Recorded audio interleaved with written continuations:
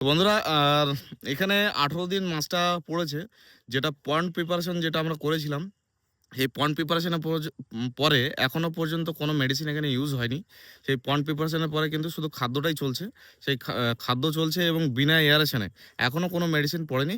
এবার এই ২০ দিন পর থেকে মেডিসিন চলবে ভেনামির। তো আমরা বলে থাকি যেটা অর্গানিক পদ্ধতিতে একদম কম খরচাতে কিন্তু আমরা বেনামি চাষ করছি। বিনা এয়ারেশনে এবং ২০ দিন পর্যন্ত এখনো কোনো মেডিসিন পড়েনি। মাছটাও আপনাদেরকে দেখালাম। সেই মাছের পরিস্থিতি এবং মাছের যে চেহারা, মাছের যে গ্রোথ সেইটা নিয়ে আমি চাষীদের কাছে একটু জিজ্ঞাসা করব যে, দাদা এখানে মাছটা কতদিন ফেলেছেন আপনি? ১৮ দিন। ১৮ দিনে আচ্ছা ১৮ দিনে মাছটার আপনার যে গ্রোথটা এসছে বিনা এয়ারেশন বা বিনা মেডিসিনে, তো আপনি কি বুঝছেন? কতটা কি এসছে? ভালো।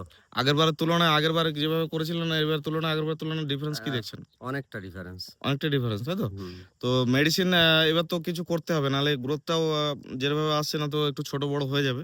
তো মেডিসিনটা হরমোন আছে যেমন ভিটাম্যাক্স আছে তো সেগুলো একটু করতে হবে। হ্যাঁ, তো সেগুলো যখন করবেন আবার ১৫ দিন পরে আমরা এই মাছটা আবার চেক করব। সেই মাছটাও আপনাদেরকে দেখাবো বন্ধুরা। তো চাষী কিন্তু অলরেডি এখানে আছেন। উনি আজ ১৮ দিনে কোনো মেডিসিন করেনি। সেই পুকুর প্রিপারেশন এর যে মেডিসিনগুলো হয়েছিল সেইগুলোই কিন্তু এখানে করা আছে।